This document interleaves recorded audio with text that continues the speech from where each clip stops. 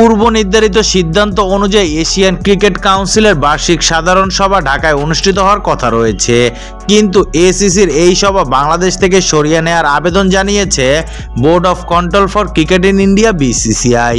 তবে ভারতীয় ক্রিকেট বোর্ডের আবেদনে সাড়া দেননি এসিসির সভাপতি মহসিন নাকভি। এই কারণে এসিসির এজিএম বয়কটের হুমকি দিয়েছে বিসিসিআই।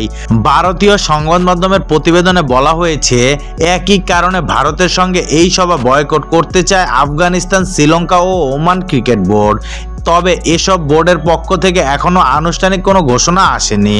এসিসির গঠনতন্ত্র অনুযায়ী এজিএমে কোনো সিদ্ধান্ত নিতে হলে সব দলকে সেখানে মত দিতে হবে।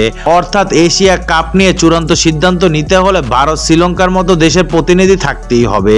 তাই এসব দেশ এই এজিএম বয়কট করলে সবার ভবিষ্যৎ ও কার্যকারিতা প্রশ্নের মুখে পড়বে। বৈঠকের আর সপ্তাহখানেকের কম সময় বাকি থাকলেও এসিসি এখনো স্থান পরিবর্তনের বিষয়ে কোনো সিদ্ধান্ত নেয়নি।